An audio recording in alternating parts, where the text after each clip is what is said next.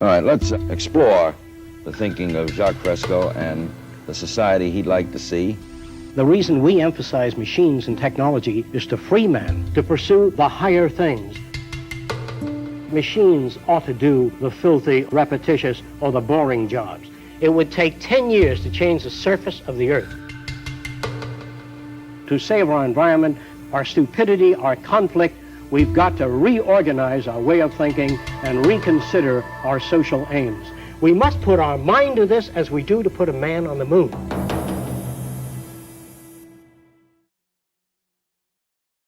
Like many kids, when I was 6 years old, I dreamed of flying in space. I'm old enough that back then the only astronauts were Flash Gordon and Buck Rogers. Boy Scouts will blast them to pieces before they land. And I went on and became a professional astronomer. I was lucky enough to get selected in the first group of shuttle astronauts. We trained for a long time, and of course you go through many different types of simulators. But when you're actually sitting up there on the rocket, you realize that, hey, this is not the simulator.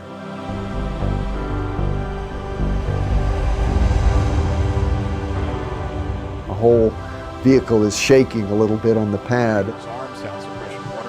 And then you hear this roar down beneath you, and the whole shuttle tilts forward a little bit. And then as it comes back to the vertical position, then all of a sudden, wham, the solid boosters ignite. And there's an incredible vibration and noise. And for the next 2 minutes, there is just so much power that you're sitting on top of.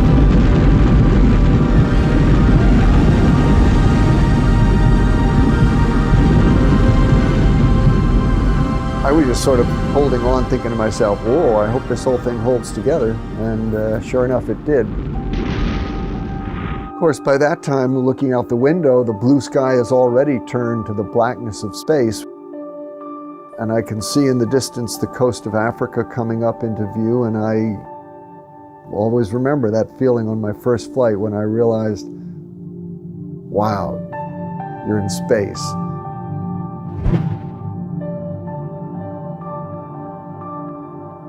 You see from orbit the sunrises and sunsets 16 times every 24 hours. Flying over the Earth at night, in particular, gives you a real sense of human civilization. Because during the day, you look down and you see the colors of the Earth, you see the forms of the landmass of the continents. There's a lot of beautiful things to see during the day. There's also the view of the impact that humans have had on our planet, and that can be pretty scary. Over the course of 11 years of flying, I watched as the Amazon jungle was continually being deforested. At night, you constantly see agricultural burning all over the world. So you could see harbors being silted up. You could see in Africa how the tree line would go up every year. And of course, we know about global warming and what we're doing to the atmosphere. That's the other thing that you really get a sense of from space, is how thin our atmosphere is.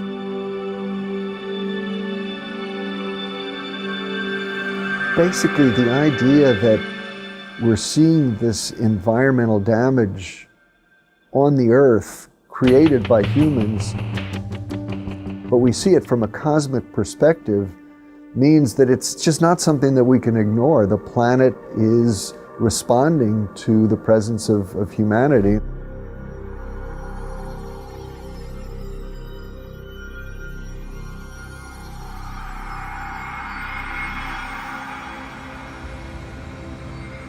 The Earth is a very small stage in a vast cosmic arena.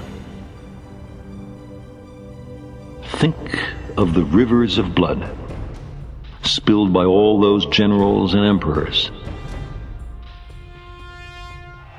so that in glory and triumph they could become the momentary masters of a fraction of a dot.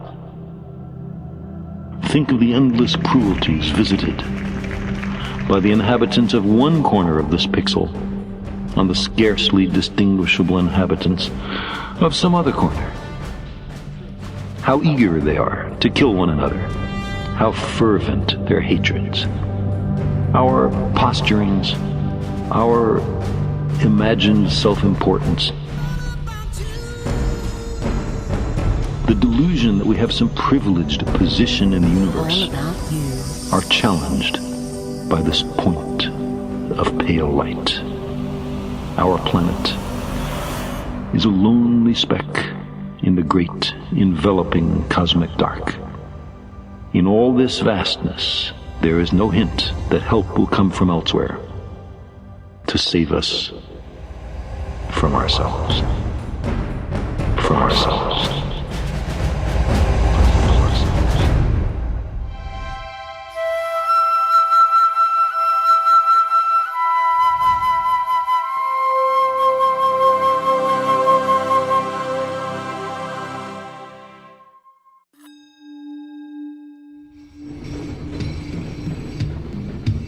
For the first time, we have the capability, the technology, and the knowledge to achieve a global society of abundance for all. We cannot continue as we are, or the consequences will surely be dire. A 2012 UN report states that a global population growth from 7 billion to almost 9 billion is expected by 2040. Demands for resources will rise exponentially. By 2030, requirements for food are projected to rise by 50%, energy by 45%, and water by 30%.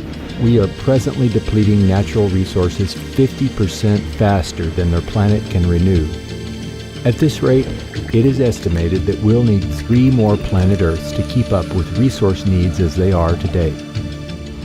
What is the 6th extinction? Is it happening right now? What's the cause of it? What we as human beings are doing to the planet, changing the basic conditions of life very dramatically and very rapidly.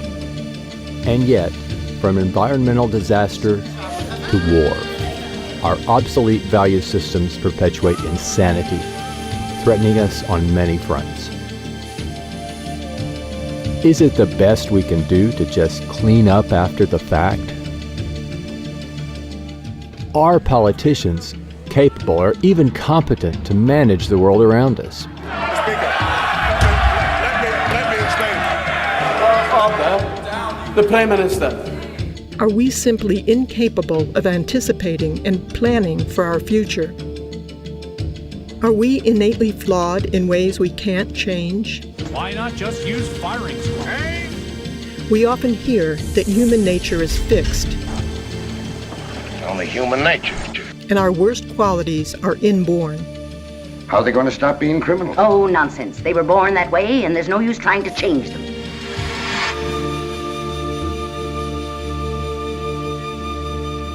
I think it's difficult to talk about a specific human nature like we talk about fixed or modal action patterns in non-human species. But clearly in humans, learning plays the major role. In fact, I refer to humans as the learning animal because humans learn more than any other animal. And yet, considering our history of aggression, warlike tendencies, jealousies, and hatred, we still have much to learn. One would think it impossible to simply overlook the conditions we're immersed in. The culture doesn't know any better. They don't know what forces are involved in shaping human behavior. Therefore, they invent their own concept and project their own values into human behavior and say that's human nature. That's where they're wrong. Right now we have an explosion of technologies in our culture, and I think many people think that technology is going to save us. Certainly technology has made our lives easier in many respects. Find parking space. Parking space found. Sometimes it's good, sometimes it's not so good. Drones armed with Hellfire missiles. How would you like to get paid to spy on your neighbors? But there's one technology that we don't have that we sorely need if we're going to really change, and that's a technology of behavior. So the science of behavior needs to be applied like the sciences of physics, chemistry, and biology have been. That's the one missing, ingredient in our culture. And that's the toughest one because it opposes the way that most people think about themselves. Examining human behavior in the same manner as any other physical phenomenon will enable us to understand the factors responsible for shaping our attitudes and our conduct. All natural scientists assume that their subject matters are lawful and orderly. I mean, if they're not, then you can't do science. Behavioral scientists assume that human behavior and the behavior of other organisms is also lawful and orderly. To not assume that means that you accept that human behavior is somehow separate from the rest of nature. We don't make that assumption. We make the assumption that human behavior is part of nature. Human behavior is just as lawful as everything else. The sunflower does not turn to the sun. The sun makes it turn by pulling in membranes. A sailboat cannot sail. The wind moves it. Plants can't grow. They are shoved by sunshine, soil, temperature, all kinds of things. All things are shoved by something else. All people are acted upon by other things. Remember, your mother said cup, table, light, papa, mama, over and over again until you did the same thing. Even race hatred is learned. Awakened as the ideals of intolerance and racial superiority are taught to succeeding generations. You can be brought up to hate Afro-Americans. You can be brought up to hate Jews, Swedes, all kinds of people. I hate Filipinos. I hate Mexicans. I hate them all. We can raise a Jewish boy in a Nazi culture and becomes a good Nazi.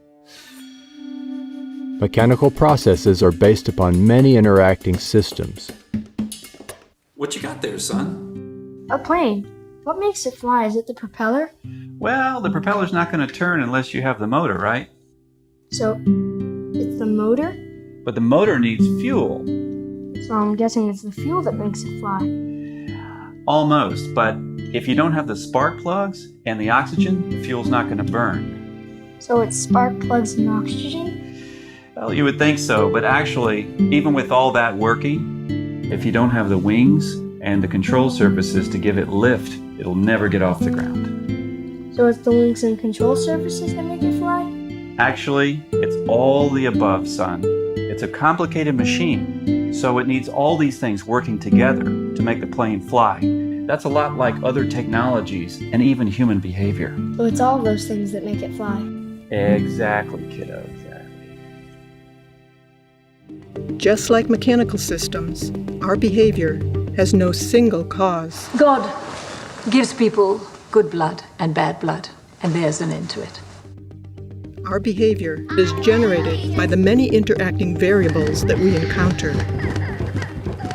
The environment can never be the same for any two individuals. And that really counters claims that people make when they say, well, I have 3 children and they were all raised in the same environment, but they all turned out so different. Well, by that definition, the same environment refers to the house they lived in or the parents they had. There's no such thing as the same environment. If you have 2 kids, one is 4 years old and you play with them, and the 7-year-old is standing there with her lower lip, you say, what's the matter? The kid goes like that. And when you're making jealousy and envy, that's where it comes from. But from a scientific perspective, the environment really consists of the moment-to-moment interactions between your behavior and those events, both inside and outside you. So the environment is in constant flux. You put the young kid on your lap and the older kid, say, I love you both. You never play with any one kid or have a favorite.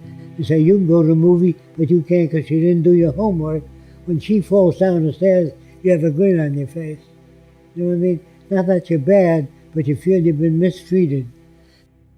Even our concepts of aesthetics and beauty are often attributed to an intrinsic quality, but closer investigation reveals that these perceptions vary greatly from place to place and throughout history. I think notions of aesthetics and beauty are for the most part learned. I mean, all you have to do are cross-cultural examinations of what people consider to be attractive and beautiful, and you'll find that they differ widely from culture to culture, and sometimes they differ widely within the same culture. There's people who wear brass rings around their neck.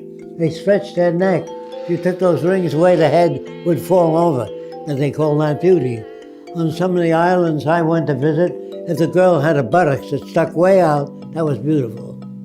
The other girls were nothing. But even a girl might find herself shut up in a cage until she's put on those 265 pounds that make her almost, but not quite eligible for marriage in her country. I know there are suggestions that there are genetic contributions to what we think is beautiful, but I think the most parsimonious explanation we can have for what constitutes beauty to a given individual has to come from that individual's environment, the culture they're raised in. If everybody had a nose a foot long, you'd have surgery done. There is no such thing as beauty. It's all projection. If you marry the most beautiful girl in the world, and she turns out to be a pain in the butt, that face becomes ugly to you.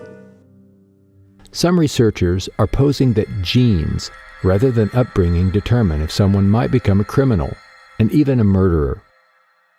If you ask people to tell you what determines whether they become a doctor or a lawyer or whatever profession, most people will agree that it has to do with your upbringing. You know, the influences from your parents, from teachers, from others, and not genes. Genes don't determine that you become a lawyer or a doctor. Genes don't give us a value system or a process level by which we operate. Well, genes don't shape our behavior. The genes themselves were shaped by our evolutionary history, but our behavior alone is squarely shaped by the environment that we're exposed to. Behavior does not occur in a vacuum. It is always dependent on considerable environmental input. I wanted to know whether men have a natural attitude toward women or do they learn it. So I went to some island years ago. But the interesting thing about the islands is they wore no clothing. And I never saw a male stare at the female body. Children swim nude when they're babies, boys and girls together. There was no peeping Toms on the island. There was no pictures of nude women up on the wall in their huts, because it was a normal thing to be nude. They said to the girl, "Me like you," and they stroked them from the top of the head all the way down. But they didn't go for the breasts. Men go for women's breasts in this country because they're taught, hey, get a load of that chick. And whose fault is it? It's not the Democrats' fault. And it's all Obama's fault. Of course, the traditional notion, which is one that gives the individual personal responsibility and autonomy, is one that gives the individual credit for his or her behavior, and also, on the other hand, blames the individual for his or her behavior.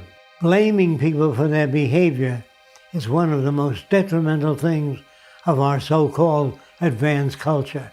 Their behavior is shaped by the culture they're brought up in. And of course, that's built upon or based upon an assumption that we are free and we freely choose our behavior. But a scientific perspective actually takes the opposite viewpoint. The scientific perspective is a determinist one, which suggests that our behavior is lawful and orderly. Our behavior is caused. There's no serial killer that doesn't have a background that made him that way. Every gangster, every New York gangster is made that way by associating with people like that. Our social and legal systems blame and punish the individual. Yet these attempts to modify conduct by punitive means ignores the person's background and surroundings, which shape that behavior to begin with. From old-school prison gangs to disruptive street gangs, it's a dangerous mix for staff and inmates alike. Research shows that learning also changes the physical and chemical structure of the brain. Obviously, there are many contributing factors, but genes play a small role in comparison to the effects of the overall environment on how we learn. No Chinese baby was ever born speaking Chinese. Did you know that? They had to go to school to learn the language. No French baby was ever born speaking French. No matter how many years the parents spoke French, they have to learn it. Our cerebral cortex is really built on plasticity. Our behavior is very malleable and very adaptive. We're the most adaptive creature on the planet. And if you look at the history of humankind on the planet, you can see that we've learned to adapt to every single environment on the planet. The only difference between a preacher and a thief is the environment they're reared in. We don't come to our own conclusions without any outside influences. We don't change our minds. Our minds are changed by events. Heard about them, right, brothers? No. They say they want to build themselves a flying machine. They ain't never gonna be no flying machine. If God wanted them to fly, he would give them wings. Yeah. Our minds are changed by events. I changed my mind. Yeah, me too. If you're born with a brain that's more effective, faster than the average brain, you become a fascist faster if you're brought up in a fascist environment. A good brain cannot describe that which is significant. A brain has no mechanism of discrimination. Only experimental evidence determines that. If the surroundings that establish our values remain unaltered, in spite of the urgings of poets, priests, and politicians, the same behavior and values will persist. If you tell people that you're not the fish in a certain area, if you don't provide food for those people and the means of living, they will violate those laws. All laws have to coincide with the nature of the physical world. But it isn't the law that prevents crime. It's if you meet the conditions. These days, rhino poachers come by helicopter, armed with powerful tranquilizers and a chainsaw. Rhino horn is now worth more than gold. If people are unemployed, they will do whatever they have to do to feed their family. So if you make a law and say that you're not to steal food, they will steal food if that serves their family needs. Any law that's made by man that doesn't fit the circumstances of reality will be violated. Higher ideals and aspirations that people hope for can't be realized when there is deprivation and war. If you want to go bomb somebody, there's remarkably little discussion about how much it might cost. But when you have a discussion about whether or not we can assist people who are suffering, then suddenly we become very, cost conscious. No culture evaluates human behavior in this way. If they did, they would question, what is it that generates greed, bigotry, inequities, and war? They bring you up with the values that put them in power. Unfortunately, all societies to date have indoctrinated people toward values that perpetuate those in power.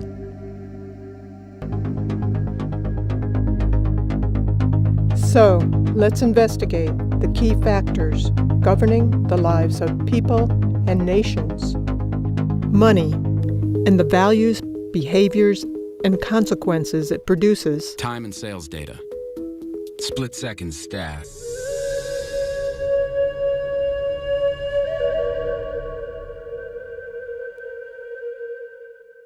As a remnant of antiquity, money now largely serves as a mechanism of corruption, deprivation, and control in the hands of a few. It's corrupted everything. I mean, every institution that we live in is corrupted by money. What's fascinating to me is that we can become enslaved by something that we've created. Not physically, but just mentally enslaved by a notion that was invented by humanity. It is archaic because I think we've grown past what money can do. It is well enough that the people of the nation do not understand our banking and money system, or if they did, I believe there would be a revolution before tomorrow morning. Henry Ford, Ford Motor Company.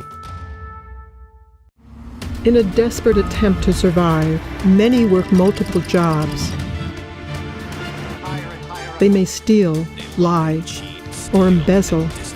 So stress-producing that the average person worries about rent, losing their job, can't pay off the house. On a bigger scale, the profit motive creates a ruthless cycle of devastation.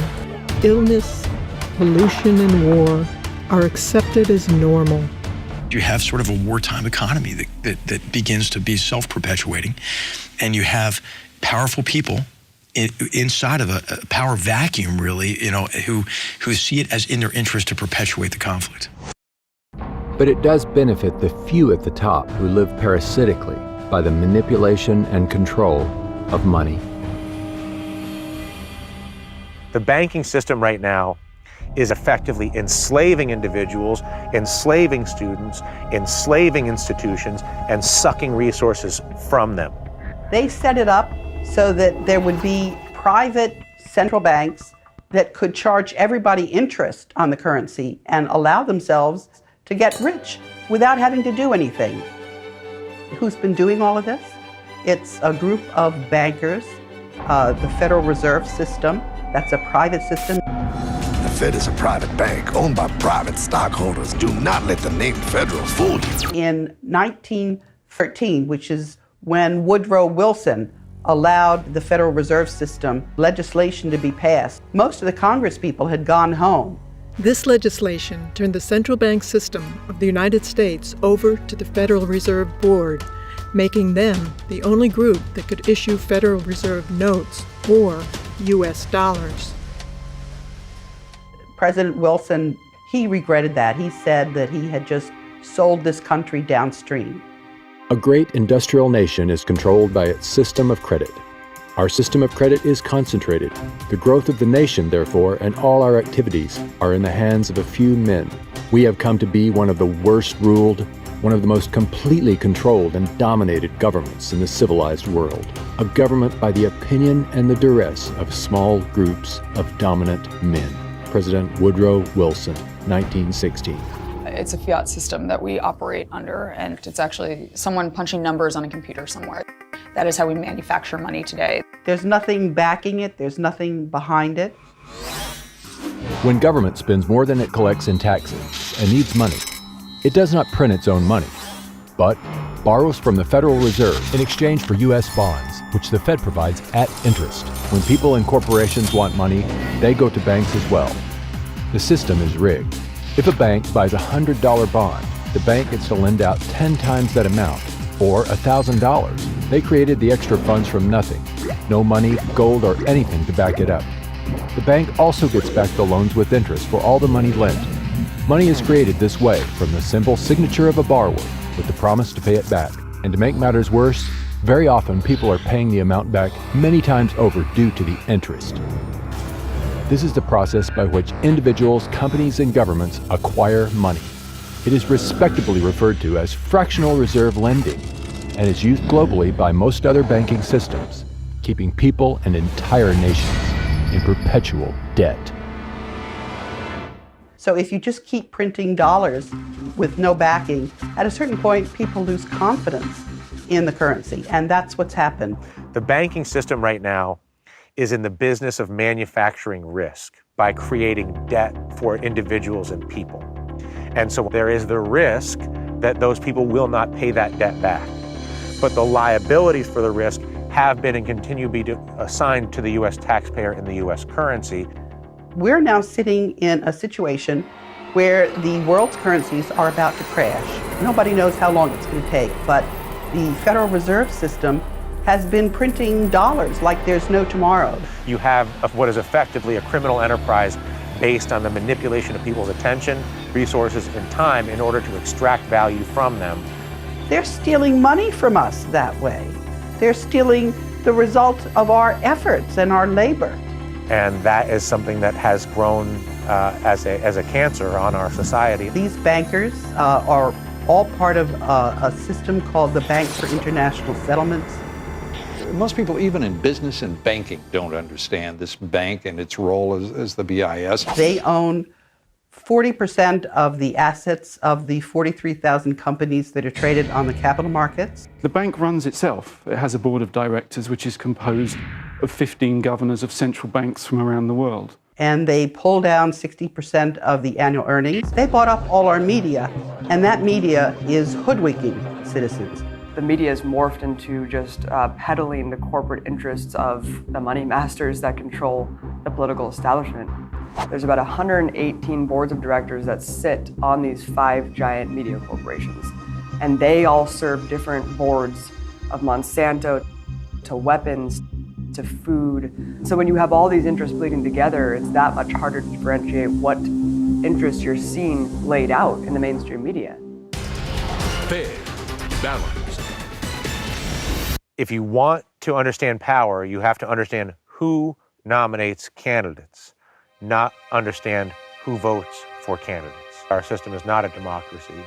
The percentage of our population that participates in the nomination process is literally less than 5% of the population, and really less than 1% of the population.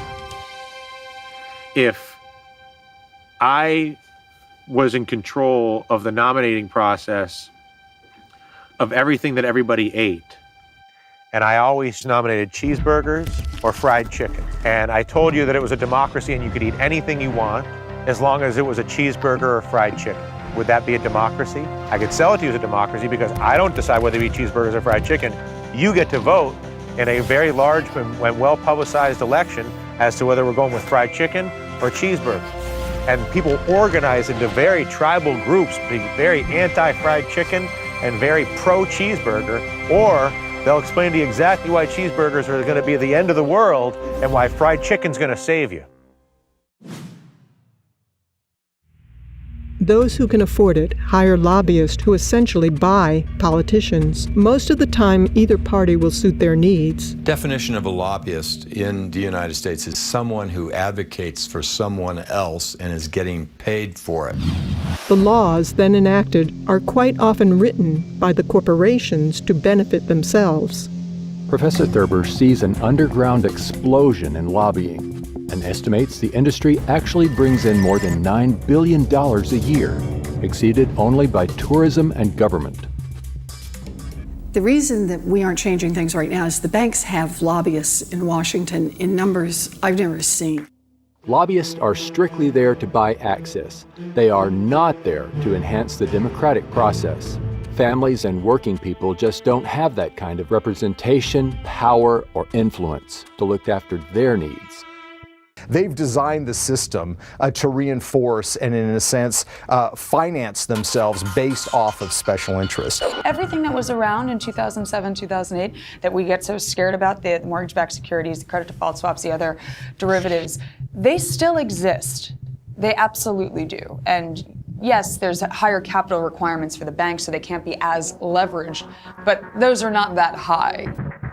And if we don't have a media that's providing who's really like writing these bills and passing this legislation and what it's all for and who it serves, then we're living in an illusion. Well, I think that generally the laws in this country are written by the wealthy and the powerful, because I think by definition that's who controls the legislatures and the commanding heights of the power system in this country. And that's a scary reality, because you can pay your way into having laws implemented that serve you and your corporation as you would like them to serve. The complete impunity that corporations have to operate unabated and pollute the entire planet. A major spill of toxic coal ash is raising questions again about the safety of water and the government regulators overseeing industry. There's zero accountability. Other than slap on the wrist of a couple fines here and then. Slave labor to the exploitation of resources on the planet. The slap on the wrist of industries that pollute, cut corners, and violate policies will continue as long as it's profitable to do so. JP Morgan paid $13 billion in fines last year. If you have that much money in order to just pay fines, and they put away $19 billion for paying fines. JP Morgan is paying $410 million to settle charges with the government, but JP Morgan is not admitting any wrongdoing. Goldman Sachs settled early on in this case for $550 million without admitting wrongdoing. UBS has agreed to pay about $50 million. Under the terms of the settlement, UBS did not admit any wrongdoing. Well, I think that people commit the crimes that they're in a social position to commit. I think it was Bertolt Brecht that asked, which is a greater crime, to rob a bank or to own one? And I think as we've seen from everything from the savings and loan scandals to the Wall Street meltdown, that all too often the owners of the banks are frequently looting the institutions that employ them. They commit all manner of illegal acts, and yet they're very rarely prosecuted for them. And throughout history, there's been very little, I think, pretense that the government has always acted as an agent for the wealthy class. Yes, there might be idealistic politicians that got into the game to change the world, but if they're good, any good at their job, they're no longer changing the world. They're serving the interests of their donors if they want to rise in the world of politics. They say, write your congressman. Who the hell is this jackass that you have to write? He should be at the forefront of technology and knowledge. You don't have to write him. I'm sure most of you have flown in airliners. You don't have to write the pilot saying you're flying at an angle. Straighten out, God damn it. He knows his business. That's how he got the job. The people in Washington are lawyers and businessmen and can solve no problems. If the bottom line and it's a profit-driven world, then those interests are going to be served first, and everything is going to be secondary, and that's the sad reality of it. There is no value system that's put out there that is actually beneficial to humanity because it's based on consumerism and profit making. And we use artificial pumping in animals to make them grow faster. So if you can multiply the cells in a chicken faster, you can sell it sooner. But does that have an effect on the human body? They don't worry about it. They worry about the sale of chickens. Wealth is going to the rich faster than any other time in history. The success of the industrialized world has been dependent on the failure and the lack of development of the developing world. I mean, the reason that they're stifled is because they are indebted to the first world. We wouldn't be prospering if it weren't for the labor that's going on and the indentured servitude that's going on in the entire developing country. And so that's the power dynamic can never change in that respect because it's literally dependent on it being that way. The dirty and dangerous work done by children. The jobs down in the pits are typically reserved for teenagers with only tree limbs to brace the mine walls. The risk to them is real. Rich governments like to say they're helping poor countries develop. But who's developing who here? Each year, poor countries are paying about $600 billion in debt service to rich countries on loans that have already been paid off many times over. And then there's the money that poor countries lose from trade rules imposed by rich countries. Altogether, that's more than $2 trillion every year. Money systems have existed for centuries, and whether we realize it or not, have always been used to control behavior by limiting the purchasing power of the majority of people. One example of this is the criminal justice system. Many proclaim prisons don't work, but ultimately, prisons are a resounding success as a tool for social control to safeguard the political and economic established system. If you hire people whose only expertise is caging people to try to fix social problems, you're not going to get a very good solution. But I think that they're very good at caging people, and I think that's why mass incarceration has been a huge success for the ruling class in this country. The United States is really number one in a lot of things, and I think the biggest thing that we can say that we're number one in is how many people we lock up. And the United States has roughly 5% of the world's population, but we've got 25% of the world's prisoners. China has 4 times as many people as the United States does and half as many prisoners. The United States has more prisoners than the Soviet Union did at the height of the purges and the collectivization in the 1930s and the infamous Soviet Gulag. Poverty is a vicious cycle, rarely escaped by the poor. Studies found that scarcity can reduce mental capacity and cognitive performance. In children, it affects their brain development and memory. Additionally, the poor are often forced to live in areas of low air quality.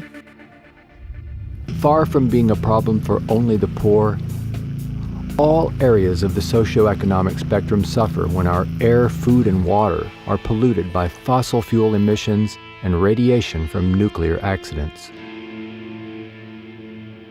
The current energy infrastructure results in about 2.5 to 4 million deaths per year worldwide from respiratory disease, cardiovascular disease, and complications from asthma. We're in downtown Beijing and the pollution readings have once again gone off the charts. Readings are around 25 times World Health Organization standards. Including 50 to 100,000 deaths per year in the United States and 16,000 alone in California. The economic system that we're living in today is destroying the planet because it is based on an unsustainable model. We're seeing proof of that right now. The current energy infrastructure, which has been going on for a long time, has resulted in the accumulation of greenhouse gases and particles that cause warming of the Earth's climate. And the Earth's climate is warming at a rate faster than any time since deglaciation from the last ice age. In addition, higher CO2 levels, CO2 is an acid. It dissolves in water, becomes carbonic acid, and has resulted in the acidifications of the oceans, and this is destroying coral reefs.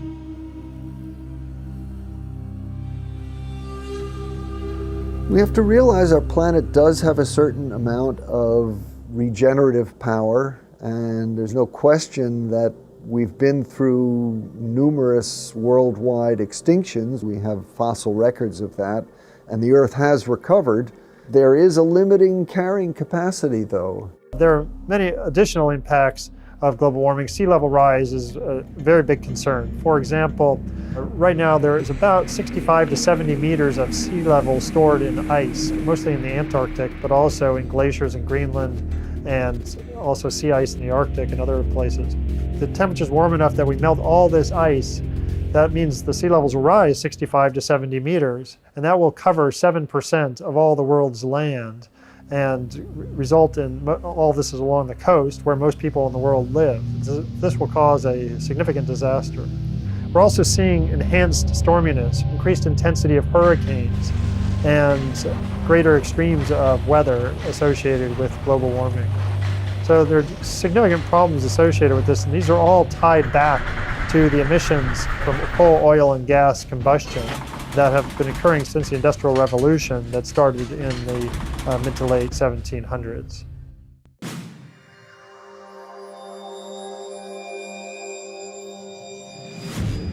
It is probable that war itself could be our undoing, let alone the environment.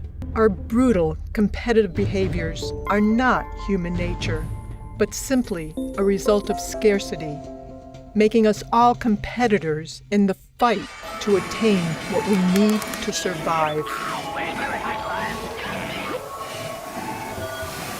And while scarcity is naturally occurring, it's also intentional in industries and governments for profit and national interest. As long as nations are immersed in scarcity, we will continue to have conflicts between people. Crimes, murder, and other violence, to all-out war, the ultimate expressions of human stupidity. The ground shook in the U.S. bombardment. Like, bomb the heck out of them. These behaviors must be surpassed if we wish to survive. That's the best recruiting tool for Al-Qaeda. This guarantees the cycle of violence will go on. And with our technological ability to provide for all, we must take steps towards a different approach. Or the endless cycle of booms, busts, and war will continue. No! Peace in our time.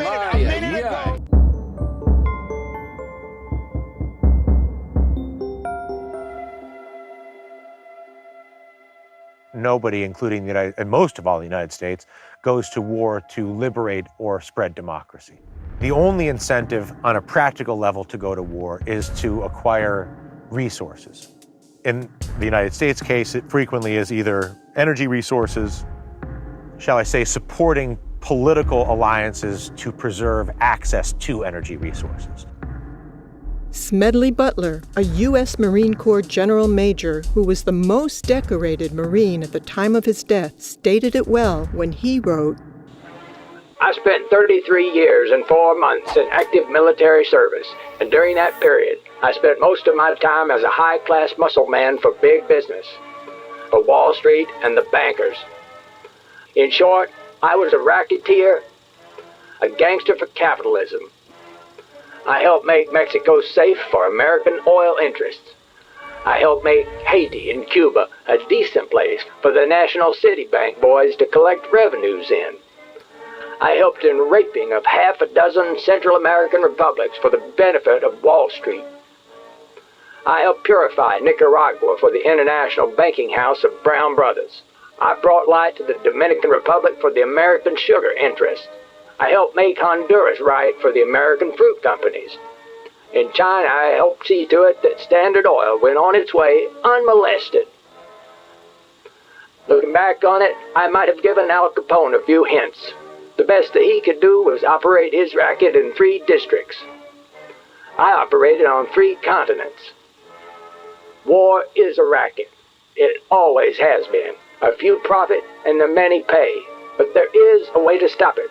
You can end it by disarmament conferences. It can be smashed effectively only by taking the profit out of war.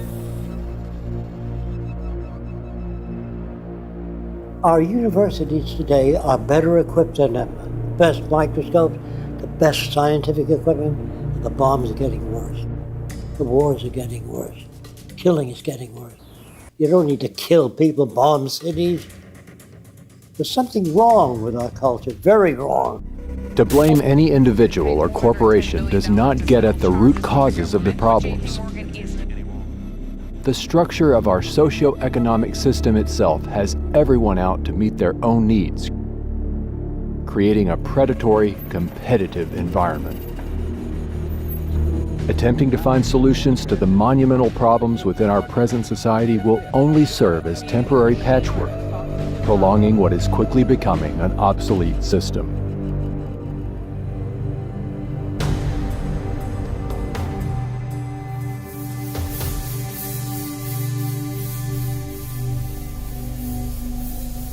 Now more than ever, a sustainable civilization is possible, and furthermore, essential.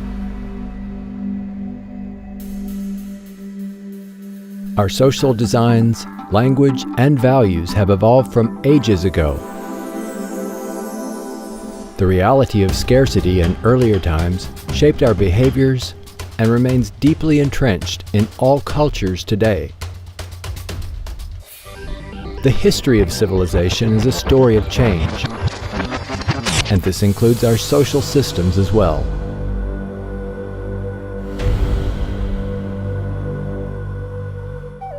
Our earliest enlightenments were but stepping stones in the sequential development to our present science and technology, which could now produce and distribute abundance to everyone.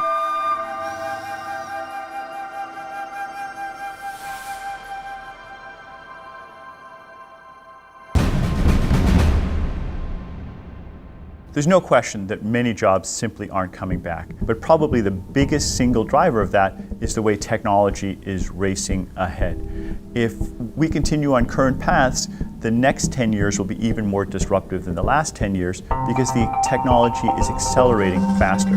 If you keep laying off people and putting in machines, which is happening in the auto industry, they pick up the whole car and turn around, shove the engine in, and moving people out. There comes a time when millions won't have the purchasing power to buy cars. That's when the system collapses. But all of our growth is associated with increased consumption, increased use of energy and other resources. And when you ask economists, well, what's the alternative that enables us to continue to be prosperous without destroying the natural environment on which we depend? And they don't seem to have an answer for that. There's no solution within the present day type society.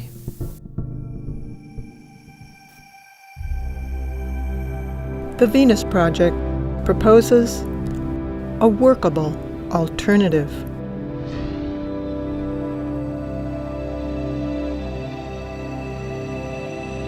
The aim of the Venus Project is to secure, protect, and assure a more humane world for all through the application of technology and cybernetics with human and environmental concern.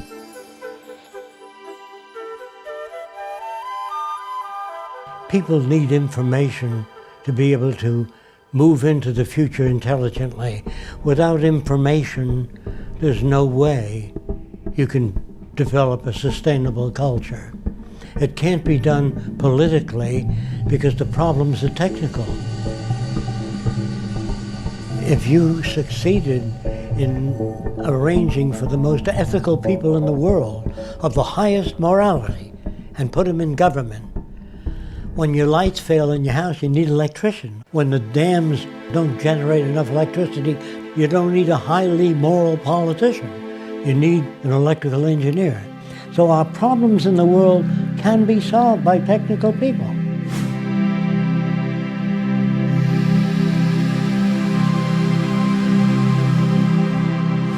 What science does provide for us is a great deal of information about the implications of the different options we have. So science helps us make better decisions by informing those decisions. And that's why it's a shame to turn away from science in the public arena. Science is not an emotional way, not a wishful thinking way, but a rational way of seeing what the connections are. That's what science is about. How could that not apply to everything?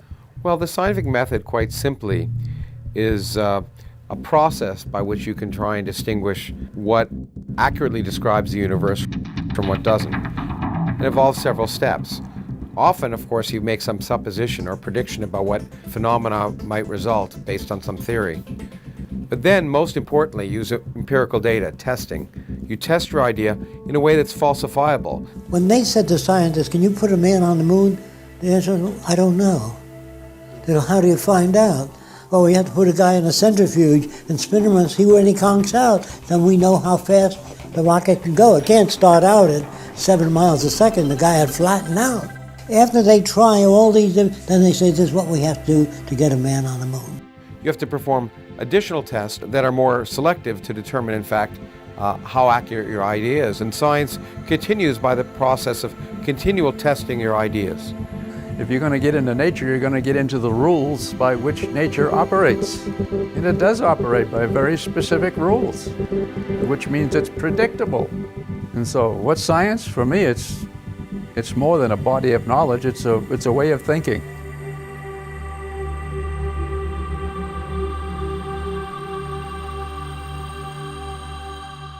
Now, language itself is subject to interpretation. When you say something, it goes through my filters and comes out a little different than what you mean. Now, if you had that in the scientific world, engineering world, when engineers talk to each other, they use physical reference for their language. If they all interpreted what they think the other guy meant, you couldn't build bridges, they'd collapse. So in medicine, when a doctor says hemostat, the nurse doesn't hand him a towel, she hands him a hemostat. So that language is very precise. The thing about science is it's independent of culture, religion, language, everything. That's why scientists from around the world can work together. We all speak the same language. They're talking specifically. A wonderful thing about a blueprint, if you give a blueprint of an automobile to Italy, China, France, they all turn out the same automobile because it has uniform interpretation. I was just giving a lecture about two very important results which vastly disagree. What did the two groups do that vastly disagreed? They decided to work together. And their interest was determining what nature tells us, not what they wanted to be true. There's no Chinese way of building airplanes. There's a mathematical way. Oddly enough, we've never applied the methods of science and engineering on a global scale to achieve a more just and equitable social arrangement. Our failure to do so leaves us continuously on the brink of oblivion. Scientists were never asked to design a society without automobile accidents. They were never asked to design a city that's self-sufficient. You know, you took the Manhattan Project, they were supported, so they built the atom bomb. We're working on the wrong things.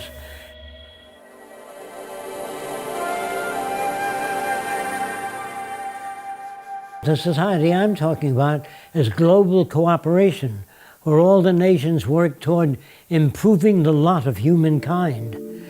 Now, why do that? Because the smarter people are, the richer and more secure everybody is. But in the future, when you join all the nations together, and they can see the advantage of sharing all the Earth's resources and all the knowledge by all nations, once they realize that advantage, they will join together. If they do not, they'll kill each other. That's what endless warfare has led to. Brigandage. What else could happen? But we, who are all that are left of the old engineers and mechanics, have pledged ourselves to salvage the world. We're the last trustees of civilization when everything else has failed.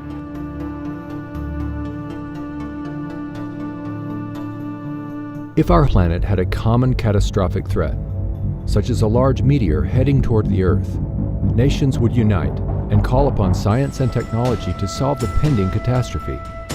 Border disputes would cease. Bankers, lawyers, and businessmen would be unable to solve the problem. Resources would be harnessed without cost or profit.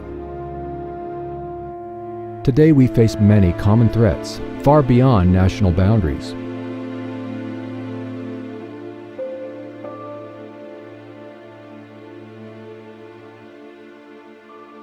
In the world today, we have enough resources to solve most human problems.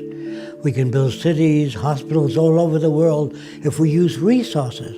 But if you conscripted all the money in the world, there's not enough money to build hospitals and housing all over the world and finance the education of students. But we do have enough teachers and enough buildings we can use for universities. We have the resources.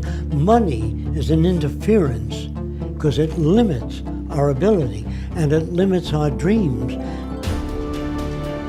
Imagine the possibilities of an unprecedented mobilization of scientific and technical alliances toward problem solving without the interference of money or politics to initiate global unification and restoration. This could easily enable a high standard of living for all. This is what Jacque Fresco had in mind when he proposed a resource-based economy. If our planet ran out of resources, no matter how much gold or money or possessions you had, you could not survive. Our entire survival is based upon resources. Growing up in the Great Depression in the early 1930s in New York City was a catalyst for his life's work. Jacque explored many different social alternatives during that time, but all seemed insufficient. He rejected the obsolete teaching methods of the time and was granted special privileges by his principal. He read books that furthered his interest in human behavior and social change. His early research with training and observing animals led him to similar findings with people as well. He concluded the environment shapes our values, our identity, and generates our behavior. Fresco witnessed great suffering and scarcity, even though Earth was abundant with resources. He saw it was the rules of the game we play by that were at fault.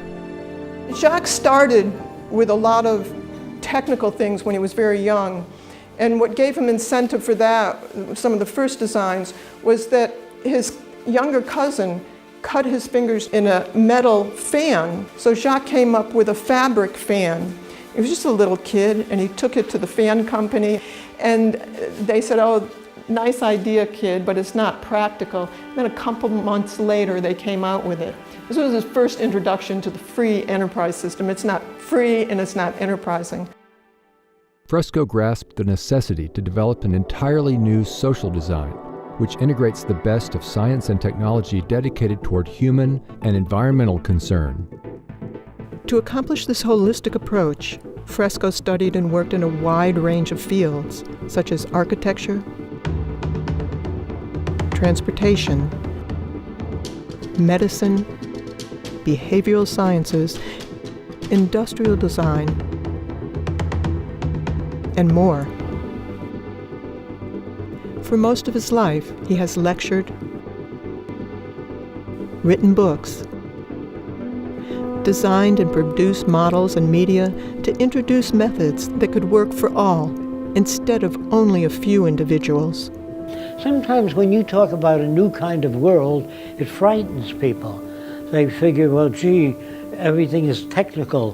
What about the human aspect?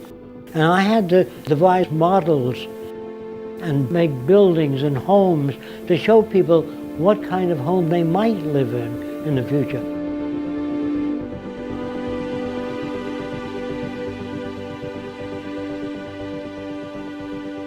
I really don't know what the future will be like, but there are possible alternatives, thousands of different alternatives.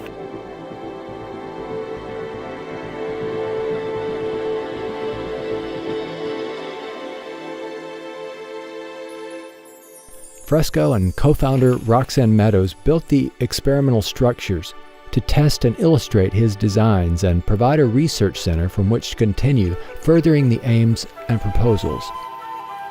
We moved here in about 1980, and this was all flat tomato patch, most of it. We got 10 acres and another 10 acres. Jacque wanted an island in the Caribbean, which was $800,000, and we couldn't afford it, so we settled on 1,000 an acre here in Venus. So we made it look like a tropical island. We planted hundreds of palm trees and fruit trees and dug the waterways. And then the animals came. You know, we have deer, lots of alligators, bear, fox, raccoons. So it's really living in harmony with nature here. This is kind of an example of what the outskirts of Jacque City would be like. There would be one building very close to another building, but there's so many trees in between that it looks like you're living in a forest. So what the Venus Project really wants is to unify all the nations of the world toward common goals, such as clean air, clean water, non-contaminated food, and make that available to everyone.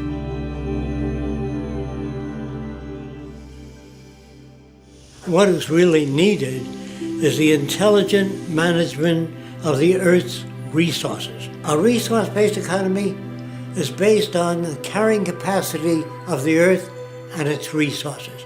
If you don't work in terms of existing resources, you're working in some metaphysical plane.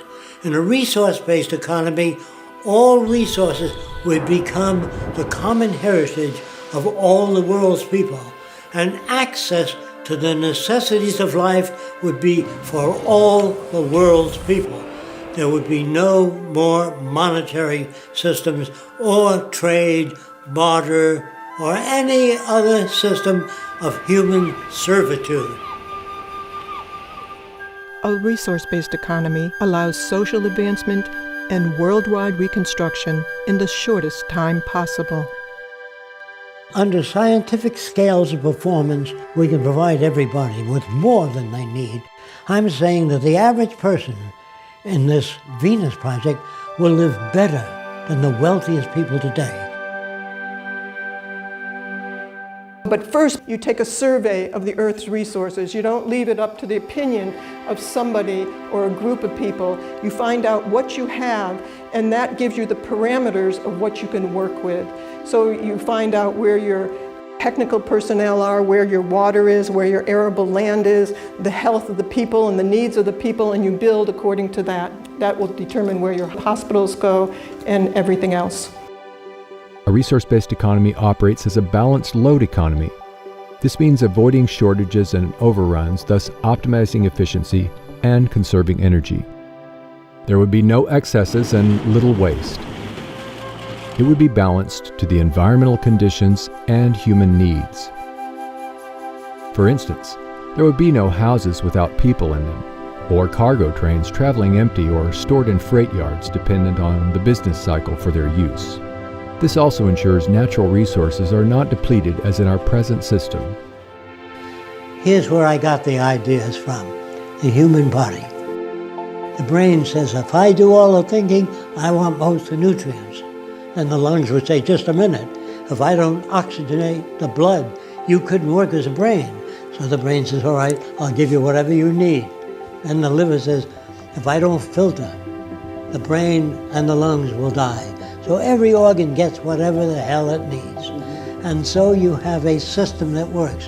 When you get an infection in your toe, there's no committee meeting, no democracy, where they send the committee to the brain, say there's an infection in the toe. The brain says, we're going to do a 3-month study. By that, your infection's up to your knee. To achieve the intelligent management of resources, technologies are used to monitor and track goods and services. This is similar to industrial processes of today, but updated to equitably distribute goods and services to all. This is the basis for a total global systems approach. I can imagine an abundance economy where robots do most of the work, where our food, our clothing, our shelter are created by machines. And I think it's very realistic for us to completely eliminate absolute poverty worldwide, not just in the United States, by the year 2035. Nobody needs to starve ever again. That could be an enormous milestone that is achievable because of technology. When we computerize everything and start producing things and make things available, it'll be too cheap to monitor. With the most capable computers, we can arrive at more appropriate decisions on a global scale. I have no doubt that machines will eventually be assigned more and more decision making. For example, years ago, a pilot would look out of a plane and says, I think I'm about a mile high. But today they have Doppler radar and they know exactly how high they are. So we don't want human guesswork anymore when a machine can do it. So I see the future as using very sophisticated computers that make decisions. Now, how do computers make decisions? They have their tentacles out into transportation, agriculture, so they can tell you when the soil is depleted, when it has less water, because it has sensors built into the soil. The computer will be connected to weather departments, earthquake zones, everything. So I feel that eventually government will become computerized. Today, the world's fastest computer is in China. The Tianyi supercomputer is capable of 33.86 quadrillion floating point operations per second. 80% of what doctors do is going to be done by computers. Is that really true? Absolutely. I have zero doubt. You won't want a doctor to do your diagnosis or monitoring or pick your therapy. That's why IBM Watson's trying to pick cancer therapies, because it's too complex for humans to do. There's 15,000 diseases, 15,000 devices, drugs, therapies, prescriptions. Do you think if you're a cardiac patient, your cardiologist has read even 100 of the last 5,000 articles published last year on cardiac disease? Not a chance. But the computer can go through it all. Absolutely. You may have seen IBM's Watson defeat the world champion in the game of Jeopardy. Well, that same technology can also be used to solve legal problems, to answer questions in call centers, to make medical diagnoses. These are just wondrous technologies that are having enormous implications going forward. Recently, I got a chance to ride in a self-driving car. 10 years ago, I would have said that was impossible, but of course it did happen, and riding down Route 101 in California was a breathtaking experience for me. At first it was a little frightening, then it was a little exhilarating, and ultimately I felt quite comfortable in that car. Humans have accidents. Google's driverless car has driven 700,000 miles without an accident.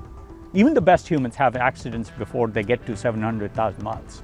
All of us are beginning to be able to speak to our machines, whether they're cell phones or computers, and have them understand what we're saying. That would have been science fiction a few years ago, but now the machines are able to carry out our instructions and even respond back to us in computer-synthesized voices. I think 10, 20 years from now, there will be very few areas, maybe none, where human judgment is better than machine judgment. So the computers will eventually be put in charge of everything except human behavior. Technology can eliminate critical life or death errors. A machine, instead of humans, fills the prescriptions. The robot gives a huge amount of confidence because we know that pharmacists and pharmacy technicians are incredibly skilled people, but they're humans and they will occasionally make mistakes. You know, we give something like 3 million doses of drug in 3 months here, so even a 1% error rate is far too high. And so eventually you're going to get to computerized government, and that's the end of corruption, because they don't have ambition. Computers don't say, I'd like to be president of the world. I want to control people. They don't have a gut reaction. If utilized in this global systems approach, we could surpass the practice of political decisions based on power and advantage.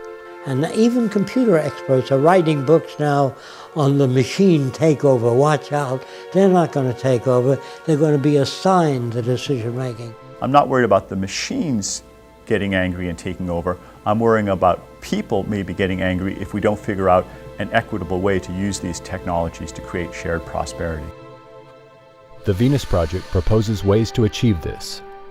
Interconnected, sustainable cities utilize cyber centers, which coordinate industries, transportation systems, public health care, and the flow of goods and services. These cybernated centers would connect all cities and help with environmental reclamation. In the beginning, interdisciplinary technical teams would manage productivity until even these tasks are automated. Mega machines directed by AI could excavate canals, construct bridges, viaducts, and dams. Self-erecting structures would be expedient in the construction of industrial plants, apartments, and eventually most of the global infrastructure.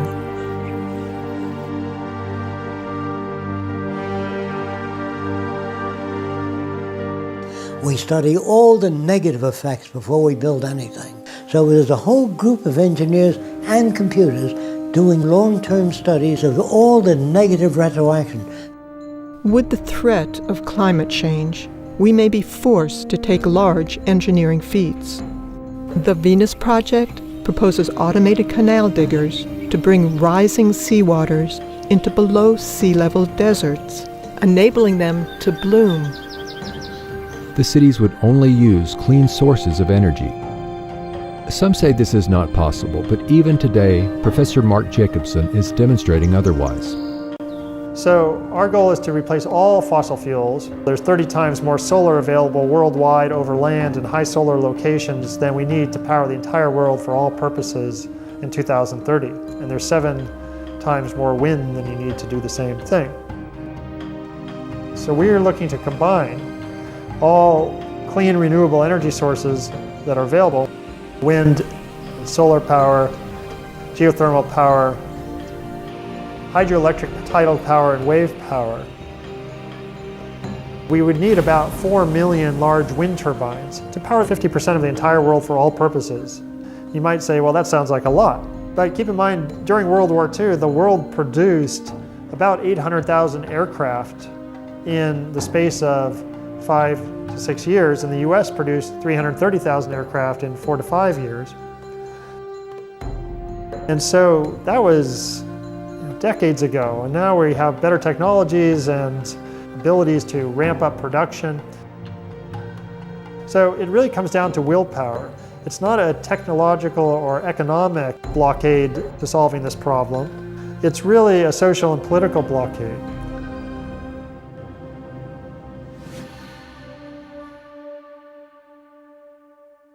The first city would be a testing ground for the implementation and further development of these social aims. The first city would be a huge research center, making automated systems for the next city, making the first city better as well.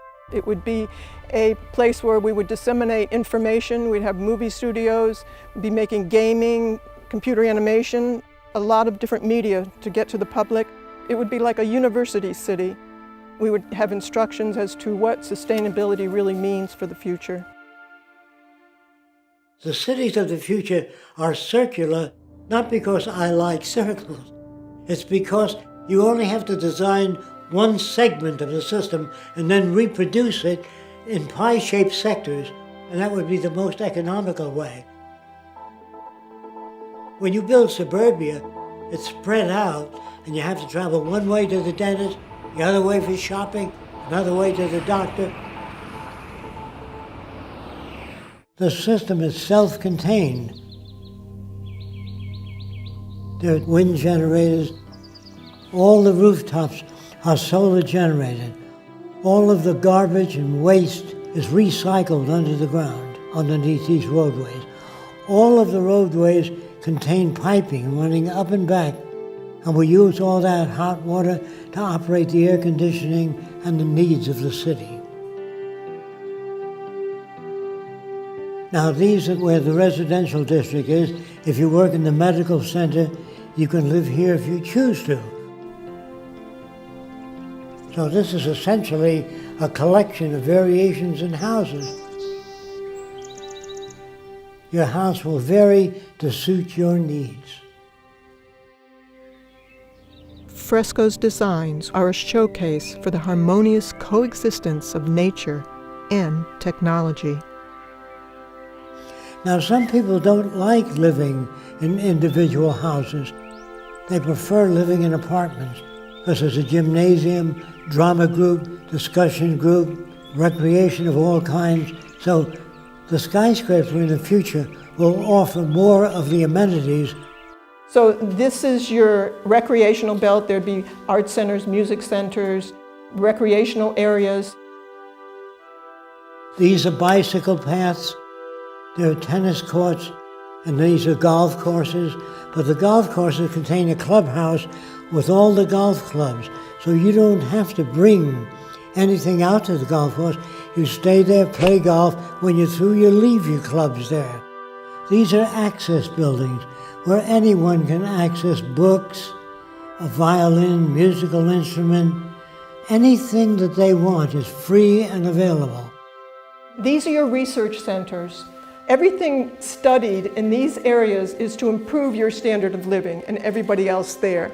There would be no lawyers, no bankers, no ad agencies, no insurance people, no salespeople. Without money, you don't need any of those things. So you could go right into solving the problems that all of us have. That's what we'd be working on. Today, we're fighting over people who have different values, and we're fighting over scarce resources. In the future, you won't have to do that. You'd be working cooperatively to improve the standard of living for everyone. A lot of people think that I want to give people things for nothing, and that's going to spoil people.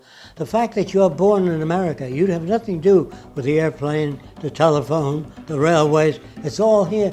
And you're lucky because you inherited that, just being born here. That doesn't spoil you. So there's really no basis for crime. Since anyone can access anything they need, no one's going to hit you on your head and take your wallet because there's no money in it anymore. The monetary system has been surpassed. And when we have that kind of abundance economy, most of us will be able to spend most of our time doing the things we enjoy doing. The kinds of things that you might have seen the Athenians do during their golden age. They had human slaves take care of their basic needs.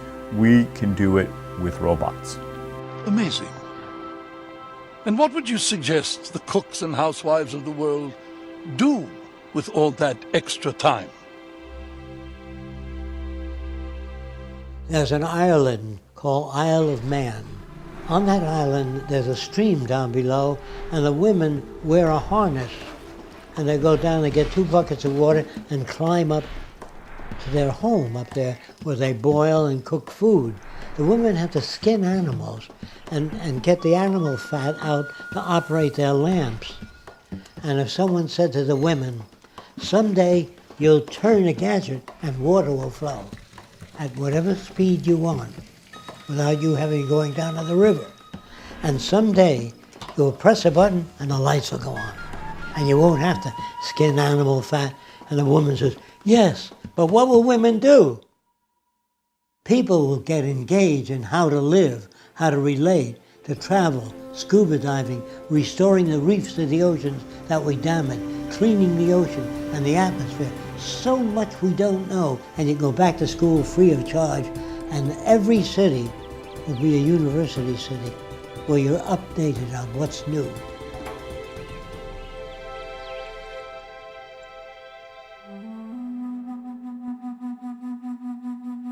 We would re-examine everything, from our social arrangements and building processes to our value system. Let's explore how this new social concept would work within a resource-based economy. It's not just architecture, It's a way of thinking.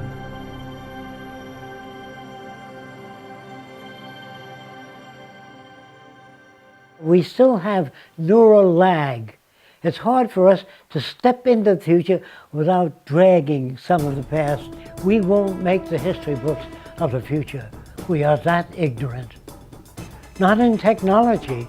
We're doing fine in computers, electronics, but the human value system is not moving fast enough. I would say that people would be much more productive, much more humane, much happier people. That is the question. Will people be happier with new technology? No, not new technology alone, but with a value system and new technology. In many instances, we ask people for their opinion. Do you think man will ever get to the moon? They may say, maybe 10,000 years from now. Instead of saying, I don't know enough about that to give you a sensible answer. That's the way you talk. But they have opinions about everything. There'll always be war, there always has been war, because man is greedy. That's what a repeat or a loop of what they've heard in the past. The point is, ladies and gentlemen, that greed is good. Greed is right. Greed works.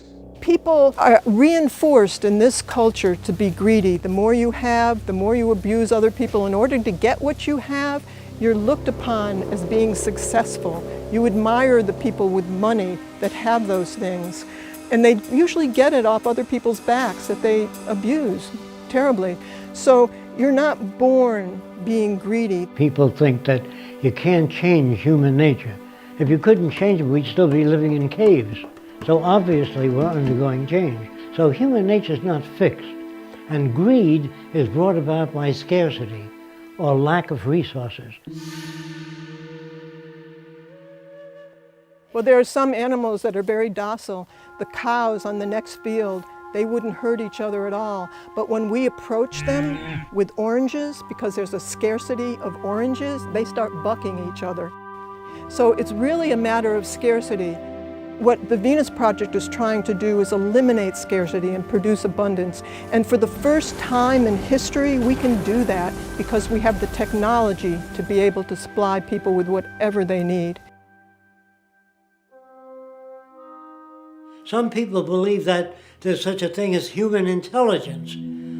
Remember that an intelligent electrical engineer of 75 years ago could not get a job today. So what you once called intelligent was intelligent at that time within that frame of reference. It's an ongoing process. Now, what is the real meaning of intelligence? The ability to extract significant information from any situation. I would say it depends on the next 20 years. We'll know whether there's intelligent life on Earth. Depends on what we do about the environment and what we do about the human problem. Poverty, hunger in the world, sickness, and waste of resources. If we learn how to manage the Earth's resources intelligently, we can overcome most of the problems in relatively short time. Creativity is taking known systems and putting together in unique ways and adding few things to improve the product. That goes for music, art, drawings, invention. But if you study the history of invention, you will see a relationship and tie of all these variables. I think that's part of the propaganda of each system that tells people that the financial gain is the main motivation in people. It is that people are interested in money, but there are other people that are motivated by other interests, medical research. People devote their lives to it. There are people that work real hard and save up money and go to Africa and spend all their time trying to help people. They're not motivated by money.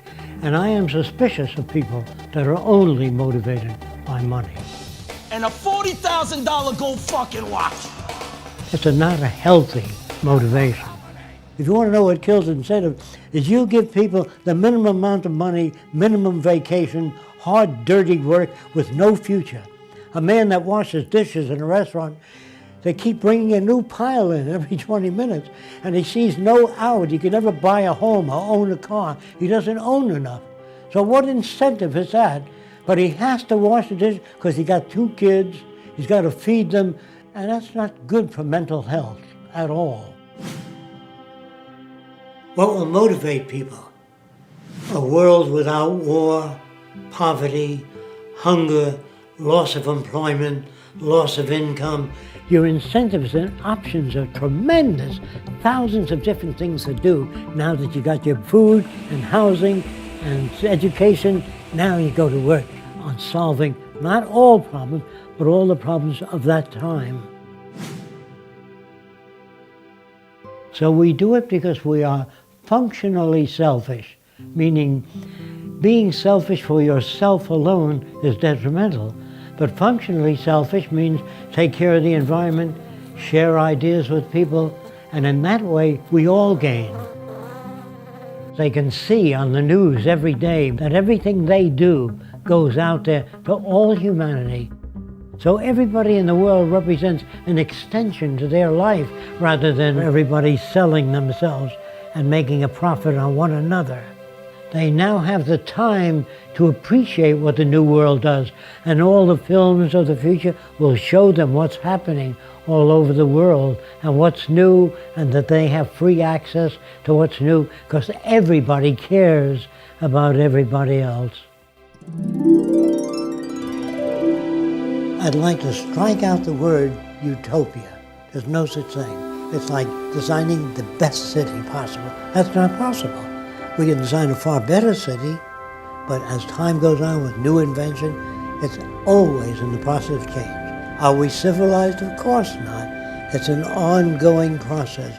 When people think, well, your ideas are utopian, that's not utopian. That's applied technology and efficiency.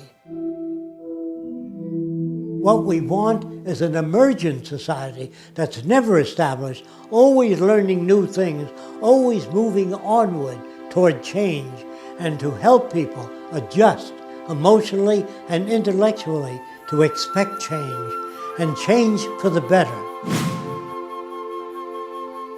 If the environment is structured, it produces what you would call ethical and moral behavior. But if you don't alter the environment, it'll keep producing what you got now. So the environment has to be changed. That means the schools, the things we learn, our language, all of these things have to be updated. I think that people will be ethical to the nature of the world.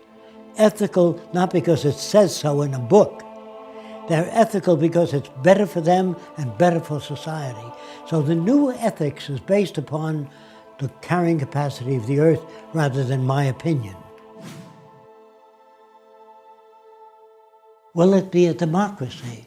It never was a democracy. It's been corrupt all the way back, only it's never been disclosed. Did you vote for the space program? Did you vote for the building of warships? Did you vote for any wars? What the hell do you mean by participatory democracy? It never existed. These are words. Whenever you hear democracy and freedom, watch out. That means it doesn't exist. In a world where it does exist, there are no proclamations as to human rights. It's built into the system. Black studies, women's studies are all part of a system that hasn't achieved that. In the future, for example, if you said, you know, there ought to be more kindness in the world and more cooperation, they would say, how do you do that? If you have nothing to offer, they say, why do you make noises? They would not accept that as anything sensible. Emotions are superfluous to the task. Your feelings in the future, all emotions, will be translated to an action pattern. You'll do medical research on how to develop bones that are getting weaker, how to strengthen them, how to improve the health of people. When emotions are translated to deeds rather than this. Now, another thing that really confuses people is the word love. Well, what would happen If you live with a replica of yourself, how long do you think you'd be together? How soon would you crash? So do you love yourself all the time? Of course not. How can you love another person? You only love certain things about people and certain things about yourself. The word love will disappear in the future and be replaced by a newer definition called extensionality, meaning enhance one another's lives. But I love you are just empty words that manifest nothing. It's how people behave to one another that indicates love. There's another thing that's very dangerous, claiming to be aware or conscious. You hear that all the time, at least I'm conscious. Well, I usually meet with those people and I say, where is your liver? I'm not sure. How fast is the blood moving through your veins and arteries? What area of the brain controls creativity? What area is responsible for emotions? What do you mean by consciousness? The human being on top of the Empire State Building can see a 3-foot ball, but a chicken hawk can see a dime and see whether it's heads or tails. The term used, consciousness or awareness, is limited to your senses. So we can never be conscious. We can grow in degrees and understand perhaps a little more about many more things, but we never can achieve consciousness because we don't see gamma rays, cosmic rays. We don't see all of those things without instrumentation. Religion has an old book with a lot of myths, packed with myths, and it doesn't change every year. Consider this. A scientist has a book on astronomy. Every year that book undergoes change. If you have a book on electronics that's 2 years old, it's obsolete. So they undergo change. But here's a minister with that one book under his arm, a real simplistic interpretation of the earth. And it caters to what people fear, what happens after death. What happens now is that myth and superstition is pervasive, not because we don't have better ways of understanding things, but because people want to believe things that make them feel better. Then they tell you in school that everything in nature has a purpose. You know, what's the purpose of life? So they say the purpose of the eyebrows is to deflect sweat off to the side. That means there's a designer. Now what's the purpose of coughing and sneezing? To infect other people? They say the purpose of horns on an animal is to protect itself.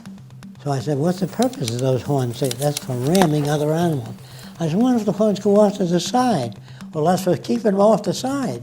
What if they go back? That's keep them off the back? No.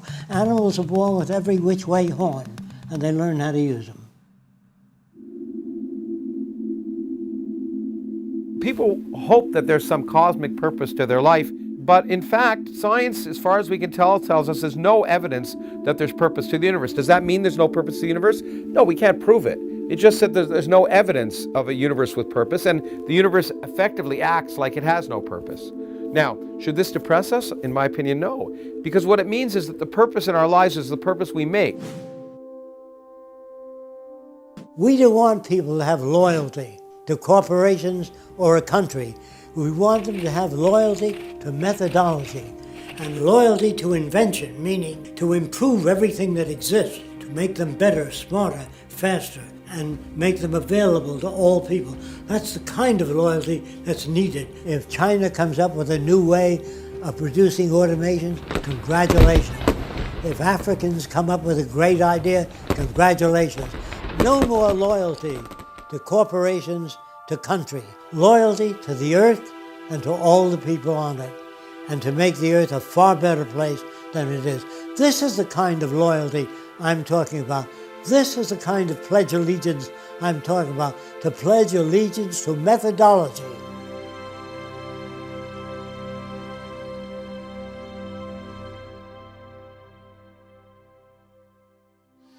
If we manage to arrive at a saner future, the tasks will be about solving problems common to all people, We have to anticipate that the earth is our salvation. If we don't take care of it, no matter how many churches you build, we will starve to death and kill each other. The real challenges are producing abundance, reclaiming damaged environments,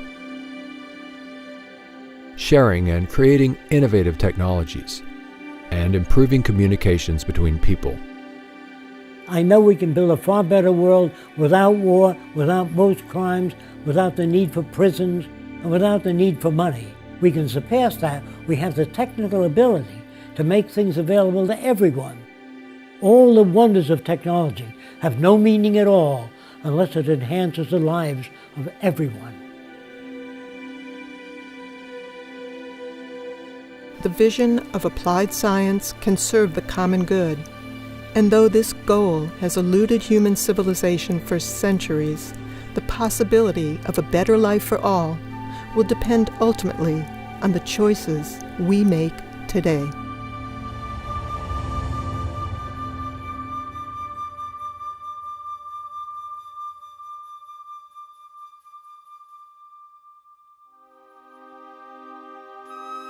Join those who are working toward making the Venus Project a reality